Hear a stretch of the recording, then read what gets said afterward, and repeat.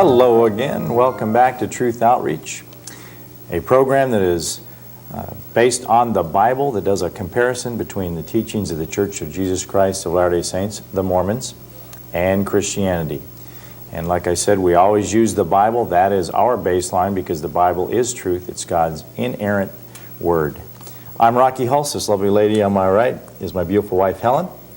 Hi, welcome to the show. Happy that you're here, and enjoy having you each and every time that you tune in, and encourage you to write to WTJR and tell them how much you enjoy our program.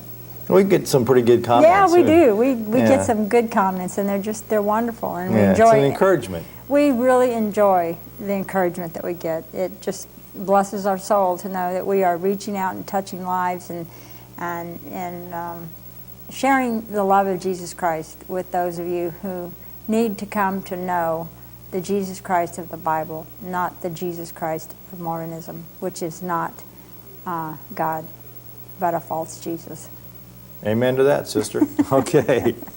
You know, on this program we always... I kind of took you away from that, didn't I? We always like to use two quotes by Mormon leaders which we think authorizes what we do on this program. The first one is from Brigham Young, and Brigham Young said, "I say to the whole world, receive the truth, no matter who presents it to you. Take up the Bible, compare the religion of the Latter-day Saints with it, and see if it will stand the test." And the second quote is by his first counselor, George A. Smith, and he said, "If a faith will not bear to be investigated, if its preachers and professors are afraid to have it examined, their foundation must be very weak." So Brigham Young tells us to compare the religion. George Albert Smith says if a religion can't be looked at and examined, then its foundation must be very weak. So that authorizes us to do what we do. And it does, but you know that really can go two ways. Christianity can stand up to those two tests. Come on down. And it's like come to us and investigate Christianity and see if it'll stand the test. And it does. Test the Bible and see if it will stand the test. And test what the Word of God says and see if it'll stand. It will stand the test. It did stand the test for me, and it has stood the test since the beginning. So those two things do apply to Christianity too, the same as they do to Mormonism. Absolutely. The title of today's program is Utah ranked third in hunger rates. Now, this is a Sunday, December the 8th, 2002 Hawkeye out of Burlington, Wisconsin. How about Burlington, Iowa? There we go. Now I'm in the right state. And on page 9A, there's a headline here, and you probably can't, maybe you can see a little bit. It says, "Hunger rates highest in the rural West." And up here, get the other one here. On this corner here, there's a map of the United States. And over here in the West, it has 4 states that are highlighted in red. And red is the worst color here. It's the states with the highest amount of hunger. Now, so the map there shows that those states with the highest amount of hunger are dark red, are the worst states in the United States for having people go hungry. Well, Utah is one of those 4 states that's dark red. Now, how can that be? Utah, which is 75% Mormon, how can the state where 3 out of 4 people in the state are Mormons, and in the rural areas, the figures are really high. Like out in rural 90%. Utah, 100% of the people are Mormons, virtually. Mm-hmm. How can they have such a high hunger rate? You know, the Mormon Church has it all together. You know, they have this, this belief out there that they take care of their own. They have this great welfare system that's run by the church, and any Mormon in need is simply taken care of, right? Wrong. Wrong. The article states the following. I'll put it up on the screen for you. It says, statistics released last month by the U.S. Department of Agriculture confirm the picture of hunger in the West. Oregon has the highest hunger rate, 5.8% of households experiencing hunger each year, followed by Washington, Utah, Idaho, Alaska, New Mexico, and Montana. Now, every one of those states listed as the top 7 are Mormon strongholds. They are all inside the top 11 states with the largest Mormon populations. The West is the Mormon stronghold by state population, and Utah, it's actually 72.94%, which is 73. I just rounded up. 75 is easy to say. So Utah is, by their own admission of the Mormon Church, 72.94% Mormon, or 75% Mormon. And that figure is a little bit skewed there because in Salt Lake City, there's a lot more non-Mormons there because of business. Once you get outside of Salt Lake City, Utah is 100% Mormon, or so close to it, it's not worth dickering over the difference, that's for sure. Now, when you look at that and you see that Utah is so high a percentage of Mormons, and now Idaho is listed as number 4 there in that list of states of hunger, of high hunger rates. Idaho is the second largest state by percentile. 27% of Idahoans are Mormons. So 1 out of 4 people in Idaho are Mormons. So how could the West, and especially Utah, have such a high hunger rate? Doesn't the Mormon Church have its own welfare system? We've already talked about that. Yeah, they do. And don't they benefit from this reputation that they take care of their own? And they do benefit from that. I hear that from people all the time. So do I. Well, the Mormon Church does have a welfare system. And yes, they do receive a lot of very positive publicity saying that they take care of their own. But is this reputation deserved? Or is it just part of the overall facade, the overall illusion that we call Mormonism? Image, image, image. The Mormon Church is all about image. They run on this concept that perception is reality, and therefore they spend millions of dollars promoting the image that you all have seen on their TV commercials, and you'll have to admit, commercials are great. They're great. I know they are. We talk about them. You'll see a new one, and you'll call me or whatever. Hey, did you see that new commercial that the Mormons have out? Because I'm up in Chicago all week, and Helen's in Iowa, and they spend millions on those commercials, and they're well done. They really are. And they're well written. They make you want to run out and join the church. Yeah, they promote this very positive image, and of course they all end with a message from the Church of Jesus Christ of Latter-day Saints. And an 800 number to call. Yeah, and an 800 number. And then everyone sighs and says, "Oh, wasn't that such what a wonderful place to raise your family." Oh, yeah. But folks, it's an illusion. Good the commercials may be, but the truth, it's not. It's kind of like, and we used this last week, and I'm going to do it again. Oh, no. You ready? No. It's like those cowboys riding down the street of that western town, They go riding down the street of town. You forgot your spurs. That's right. I did. My spurs are at home. But, it's like the image that you see of cowboys riding down the street in an old western with all the real high front buildings.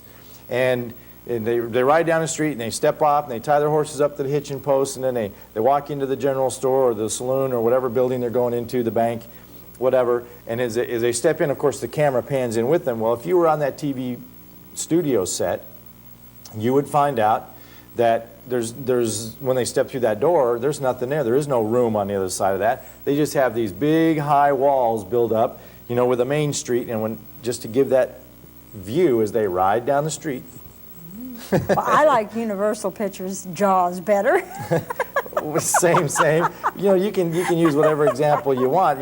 It's even us on this studio scene right here, there in front of us. We're not sitting in our living room. We're not. We're in the studio, and right on the other side of those cameras, it doesn't look like this nice background and everything. This is a studio set, and truly. And it should be.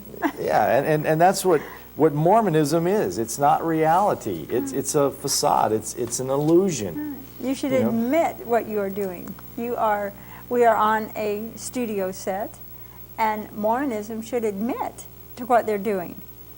But they don't. But they won't. The Mormon Church has this huge reputation that they take care of their own. And they do. They reap a tremendous positive public image from that welfare program. However, is it accurate? Is it deserved? Well, if you listen to their PR machine, their public relations machine, it is if you listen to them.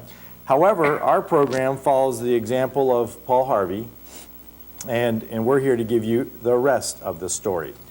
Now, that newspaper article showing that the number 1 and the number 2 Mormon states by population, Utah and Idaho, are the number 3 and 4 worst states in the United States in terms of hunger. That's not the image that the Mormon PR machine will show you. And is this some fluke? Did this just kind of happen? No, not at all. Now, right here, I have a newspaper, okay, and this is May, June of 1986, the Utah Evangel. This is back in 1986. And it has you got saved. Yeah, actually, it's all right. The year I got saved, 1986. Yeah. And it has a front page article about the Mormon welfare system. And then right here, I also have a book called The Mormon Corporate Empire. Now, this was published back in 1986. And if we use those two sources, in that book, The Mormon Corporate Empire, they got a whole chapter in there called The Myth of Mormon Welfare. In those sources, we find that the Mormon welfare system is a farce. It's a joke. It always has been, and it's in place right now strictly for PR purposes. Let's take a look. In 1935, U.S. President Franklin Delano Roosevelt shifted the emphasis in federal programs from being direct relief programs to being work programs.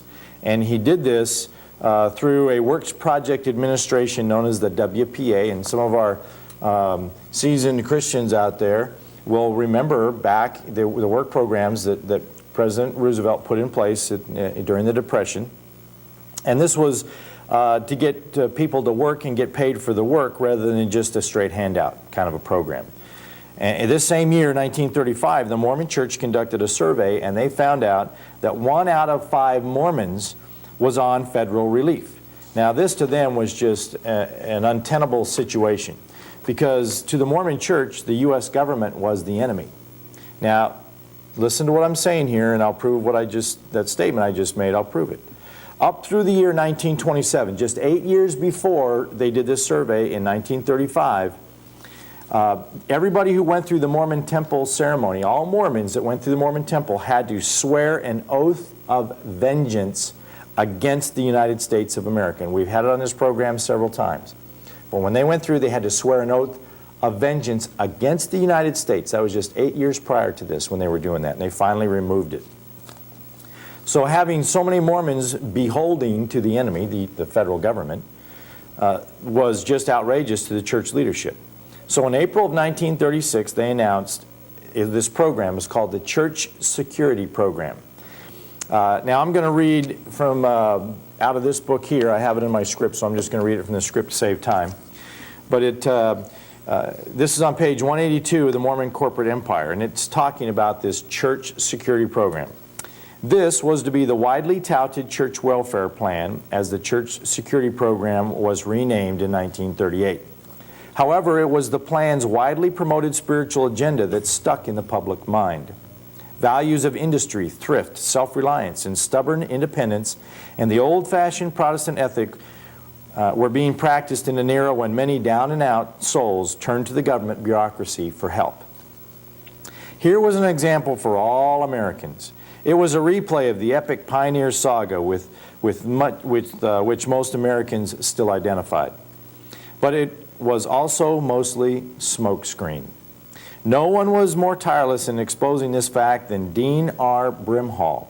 He was an administrative assistant in the Department of Labor Management of the Works Project Administration during the mid to late 1930s.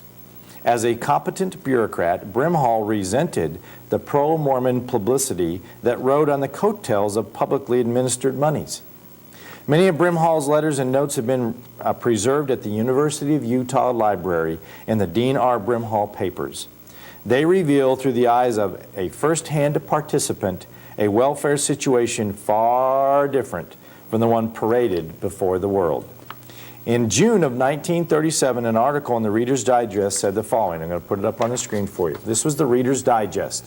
It says, a year and a half ago, which was in 1935, 84,460 Mormons, about 1/6 of the entire church membership, were on direct relief.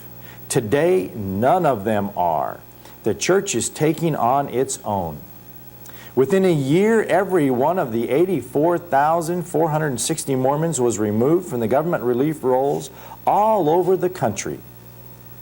Now, Dean R. Brimhall's findings of this report, right here, that we just showed you there on the screen from Reader's Digest, comes to us from a letter that he wrote in 1938 is quoted in here, The Mormon Corporate Empire, on pages 185 and 186. This is what Dean R. Brimhall said about that report. Less than 4,000 persons in all the world who needed assistance worked sometime or other in Mormon church projects. Some may have worked a day or two. Some may have worked a month. No man months or man years are given.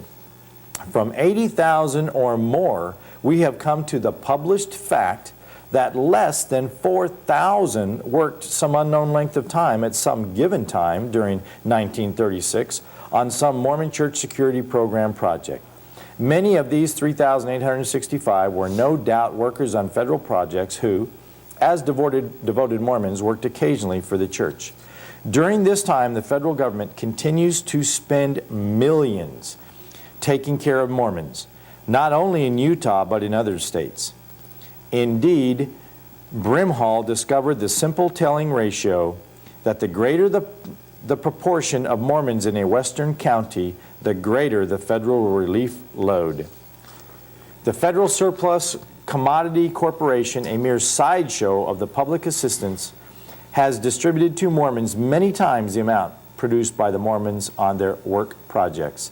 The WPA school lunch program alone has distributed in Utah many times as much food to needy children has been produced by the entire Mormon church program throughout the world.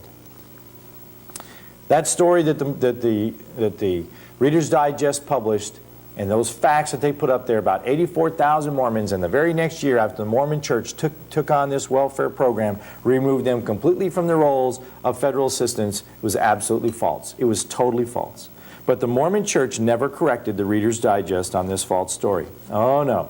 They just let the good public relations stand. Who cares about the truth? In 1966, well after Dean Brimhall had retired, he exposed through a series of letters to the Salt Lake Tribune. Now, the Salt Lake Tribune is another newspaper in Salt Lake City that is not owned by the Mormon church. Oh, but they want it bad. They're trying to buy it out now, but They in want it. 1966, it certainly was independent, not owned by the Mormon church. So Dean R. Brimhall sent all these letters in talking about this false image that, again, that the Mormon church was trying to put forward. Mm-hmm.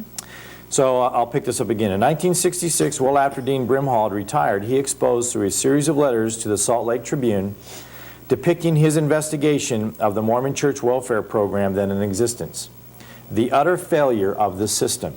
In 1974 and 75, the Mormon church hired a consulting firm of Kreship, McCormick, and Paget to do an intensive evaluation of its welfare department. One recommendation that came from the consult was a major expansion of the welfare services of the church. A proposed master plan was given to the church by this consulting firm that was to enable the Mormon church, in the event of an emergency, to be capable to take care of a full 40% of the church membership. Now, that's pretty aggressive, but that's what they recommended. And the church picked up on it. And so they began to make ready the ability to do just that. They began to buy farmland, purchase canneries, build warehouses, and to put in place all of the infrastructure required to tackle such an aggressive program. And they also began a grand public relations plan to promote their efforts. President Ronald Reagan himself noted their efforts, and during a campaign stop in 1982, he extolled the virtues of the Mormon welfare system, which has now become part of, this big facade. Now, but unbeknownst to him, when he was stopped and did this promo, this campaign stop, the Mormon church was already at that time in a major reversal from backing off from that 40% goal that they had, because they found out how much money it was gonna cost. Now, I'm going to put up for you on the screen the figures on how they started to back off from that, because they found out how much money it was going to cost. In 1980, they were working to fund 40%, or to be able to handle 40% of their population. In 1983, they backed off to 15%. By 1984, it was at 7%. In 1985, it was only 3 to 4%. And in 1986, it was only 1 3.5%, and I don't even know what it's at today. It's way, really low. So when President Reagan made this campaign stop, and he was applauding the Mormons for this grandiose welfare plan that they had, they were already in full retreat because they figured out it was going to cost them a ton of money. So, you know, and did they correct President Reagan? Oh, no. They just let that good public relations just roll right out there. The Mormon Church continues that myth to this very day. Yet whenever an unbiased outside source looks at their facts and figures, the Mormon myth is revealed. So this report from that is on this front page of the paper right here, you know, that we started out the program with, I just made the old book fall over, but this right here, which is in the December 2002 Burlington Hawkeye in Burlington, Iowa, you know, that report from the U.S. Department of Agriculture, an outside independent source, clearly shows that this whole facade about the Mormon welfare system is just that. It's an illusion. It's not for real. If it was for real, how could a state where 3 out of 4 people are Mormons and they're protected by this Mormon welfare system, how could they be number 4 in the nation in hunger? And the second most populous state of Mormons, Idaho, where 1 out of 4 people are Mormons, it's number 4. Utah's number 3, Idaho's number 4 in hunger rates. The 2 most populous states by population of Mormons, and they're all protected under this welfare system, yet they're going hungry. That's what the Department of Hunger said, or Department of Hunger, yes. The Department of Agriculture says about hunger. I'll get it right in a minute. So what are they spending all their money on then? Well, they have greatly expanded their corporate base. They have huge holdings now in countless businesses that are kept secret from public scrutiny. We don't know what businesses the Mormon Church owns. They have locked up their books and no one can look at that. But that's where they're turning all of their money. Plus, they decided that they were going to, and they have phenomenally increased the building of Mormon temples. Just like the one right down here, right down the road in Nauvoo, Illinois, the new temple that they built there. In Joseph City. In Joseph City, the city of Joseph. You know, since 1980, when they decided that this Mormon welfare program was going to cost too much money, they've started just funneling money into building these new temples. Since 1981, when they decided it was too costly to take care of their people, they have more than quintupled, 5 times as many temples. They only had 20 Mormon temples in 1980. Today they have 114. So they have more than 5 times multiplied the number of temples. And several in the making. Oh yeah, and there's like 15 or 20 of them going to be built. Under construction. 98% of the ceremonies that are conducted in a Mormon temple are for the dead. So they have built about 100 temples at a cost, and I'm being extremely conservative here. I'm going to say that those 100 temples that they have built only cost them $15 million. The one right here in Nauvoo cost, well, we know it was at least 30, and there are estimates as high as 50 million. Now, we can't find out. Why is it so secret? The Mormon Church won't let anybody know what they really paid for it. It's a big secret. So I'm going to say just that those 100 temples that they built from 1980 to today averaged 15 million a piece. So since they won't tell us how much they cost, we'll just use that as a figure. 100 times 15 million, okay, is 1.5 billion with a B. $1.5 billion to let the living go hungry while they worship the dead. Does that make any sense? Well, it certainly doesn't agree with the Bible. It certainly does not. You are so correct. You know, if they would have taken that $1.5 billion and spent it on trying to feed their people that are going hungry. What does the Word of God say about those that will not take care of their family? It says that they're imbeciles, is what it It says. says they're worse than an infidel. Infidel, okay. Not Imbecile, infidel. Imbecile and infidel. I don't We're think those close. are quite the same. But the emphasis or the truth And what remains version of the same. Bible are you? The New Rocky version, no. But the point remains the same. It does. The point remains the same. You know, the church that we go to, if there are people, I'll just use our Sunday school class as an example. Okay. Just our Sunday school class. And I'm not going to name the church, but just our Sunday school class. We have some folks that came in that were down and out and needy. During Christmas, During Christmas. They absolutely didn't have anything. A couple of children, didn't have clothes, didn't have things for Christmas, didn't have a job, didn't have this. We literally, just our Sunday school class alone, outfitted this woman and her 2 children with an entire house full of furniture. And clothes for the kids. Clothes for the kids, toys, everything Food, that you can paid imagine. the rent. Paid the rent, you name it. Yeah.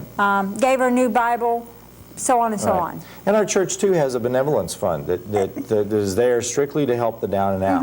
And it doesn't say that when you get on your feet, bring the money back. No, that's true.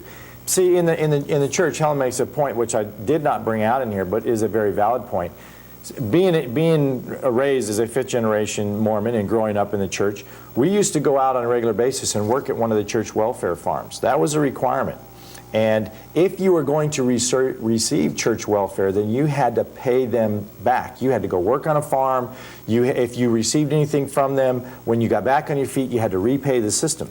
Well, that's all well and good, but you know, you don't see that in Christianity. The missions in downtown Chicago or Detroit or St. Louis, or you name the town that has a mission to the down and out downtown, don't say, well, we'll feed you today, but you owe us. You're going to come back and pay that money for that meal back. No, it's just to give to the poor. Well, we're not saying that you shouldn't. Have no work ethic. I agree. That's not what we're That's not what the Bible says either. No. But we're not to withhold. You know, Help from someone. you know, Ruth, because- didn't go out and glean in the fields and have to pay it back. Right. You know, if you look at the story of Ruth, why Boaz. and Ruth and Boaz, why was she out gleaning in the field? It was because it was a provision for the poor. It was the leftovers. And, then they didn't have to come back next season and plant the field. No. You know. Well, we're down to about 10 seconds left again. This program, again, is to try and dispel that false image, that false illusion that Mormonism has, that they have the truth and they have it all together. They don't. Their people are going hungry.